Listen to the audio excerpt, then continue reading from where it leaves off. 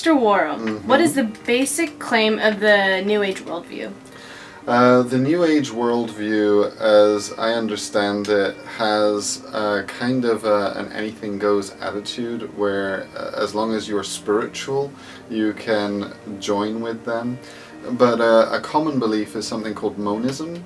And monism is that everything is one, and there's one reality. This has a common basis in Eastern religion.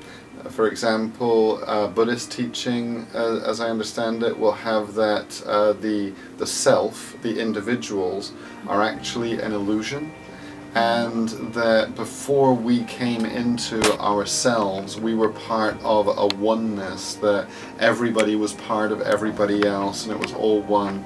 And then we kind of came into this world and developed this false idea of self. And when we die, we're subsumed into this oneness again. Okay. So that's one of the things in the New Age belief. Another thing in the New Age belief is things having spiritual components beyond our ken, beyond our understanding. So you know that crystals, for example, because crystals grow, they're seen as having a life of sorts and a life source or an energy that can be tapped into for things like healing. There are different lines throughout the earth, which, taking the Eastern terms of ki or chi, those lines are energy lines that have ramifications on the way we live life. And also a fondness for extraterrestrial life. The extraterrestrial life is somewhat beyond us and may have actually been part of our genesis, and so they set us going, and they're the ancients. They're the ones who are behind everything, and then they will come back someday benevolently to make sure that we're all okay and teach us what we haven't quite worked out. And if you tune in just right, you can pick up the frequencies and the communication of the ancients from other planets. Okay. And you see this come into movies a little bit, like Steven Spielberg's latest Raiders of the Lost Ark, or the Raiders of the Lost Ark series. And in the latest one, there's a crystal skull, and then it's part of a spaceship kind of phenomenon, and that comes across as really quite New Age. So prominent figures in the New Age who people tend to recognize are, for example, Oprah. And Oprah comes from what would look like a traditional Christian background. And what happened with her, according to an interview that I saw, she said how she was in a church service and the pastor said that God is a jealous God. And when the pastor said God is a jealous God, she said, well, why would he be jealous of me?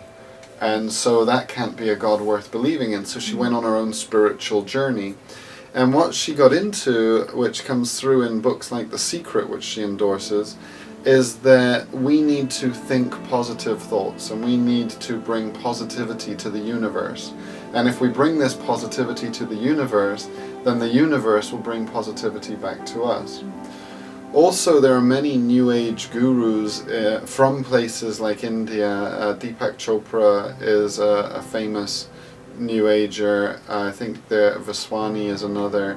And these people then tend to be involved in quite technical fields and use technical language about their area, but then bring in a spiritual healing aspect or a wellness aspect.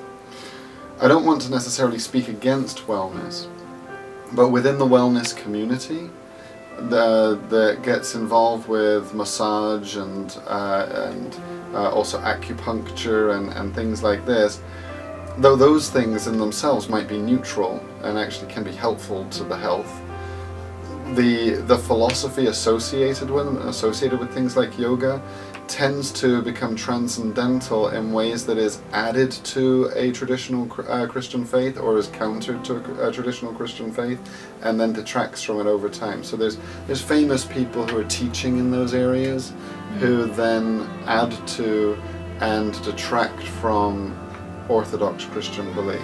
And the journey of Oprah is one of those things that you can really see. Somebody who went to a traditional church and then disagreed with the pastor and then found her own spirituality, releasing good thoughts to the universe and then having the universe pay her back with good things. So does the New Age worldview seem to be on the rise nowadays? Well, actually, what we've found is that the secular society, it doesn't satisfy people. People know that there's something deeper to themselves than just matter. So the secular idea that you can be whatever you want in private, but in public life with everybody else, we have to live as if there is no God, to have that kind of neutral something. That neutrality has been debunked and shown to be atheist and godless, and people realize that within them there is something deeper than just the material that makes them up. So in a post-secular society, which many commentators say that we've entered into, in the post-secular society there's this wanting for something deeper, but they're not going towards the traditional beliefs of Islam or the traditional beliefs of Christianity or the traditional beliefs of even Buddhism or Eastern religions and philosophies like Taoism and Hinduism. They're not going in those directions. What they're doing is they're doing something which we might call a mosaic approach. And they're taking a little bit of the thinking that they like from a Taoist perspective, a little bit of thinking from maybe some atheist philosophers they were listening to, and oh yeah, they like some Christianity, so I'll add that to it. And so you find that the New Age religion could be associated with things like post-Christian therapeutic or moralistic therapeutic deism, where many Christians are doing this selective approach which isn't really Christian, and so their God is kind of distant.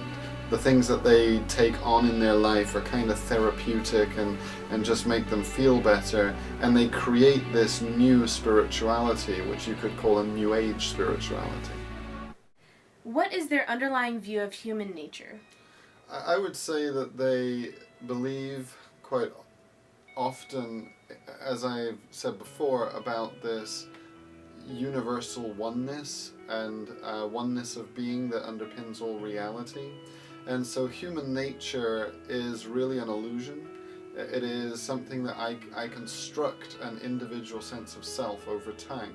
But if I got back to this basic oneness element of what I was before I became me, then that thing in itself is neutral or good. So really the only evil or negative things that have occurred in my life are because of wrong choices or things I have added through this deluded illusion of self.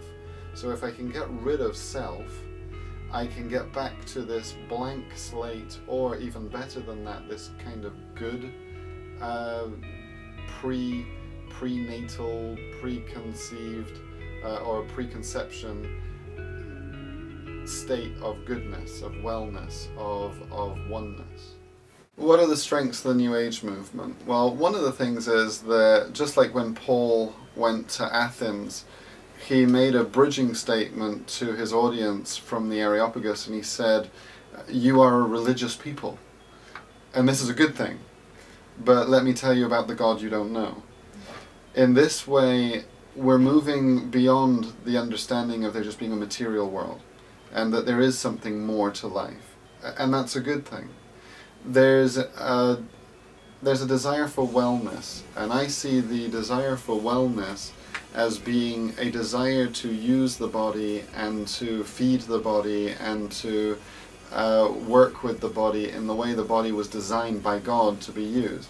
So even though the underlying philosophy or reasons for this, I would say in the New Age movement, is quite often self-serving, in the biblical narrative, we serve God by using our bodies in the way He's designed them to be used. So eating the right foods, maybe getting the knots massaged out of our neck, and this kind of thing can be very positive.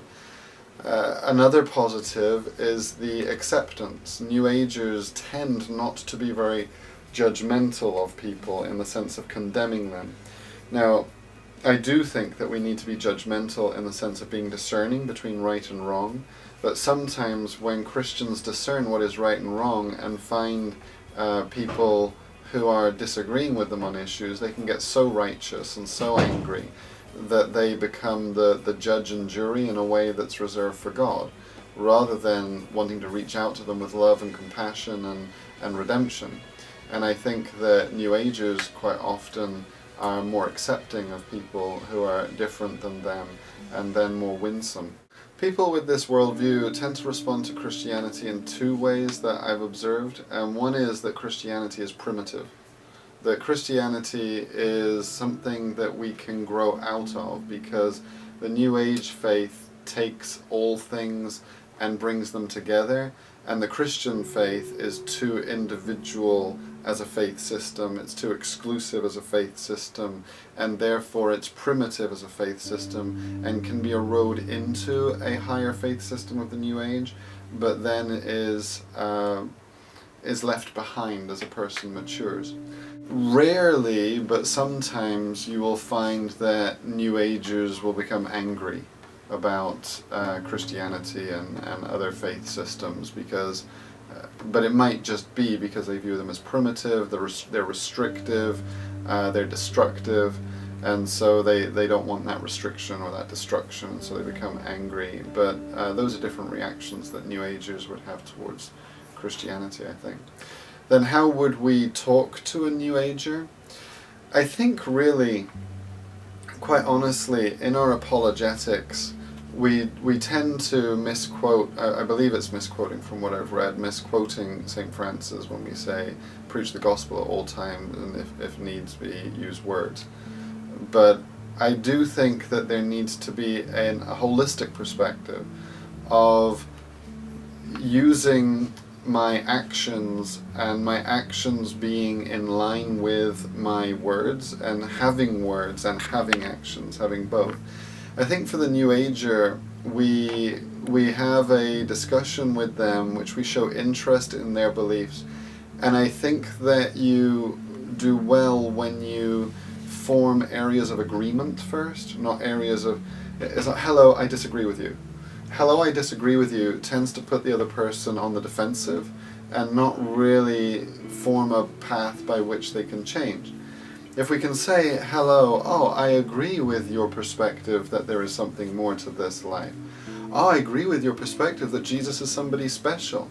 I don't agree with your perspective that Jesus is an alien from another planet who came here. And actually, I think that Jesus is a distinct human being who, rooted in history, and yet, don't you think, though, that over time there's something distinct about you and distinct about me, that actually we are different selves, and that's not a bad thing necessarily, my idea of self, but we can develop community.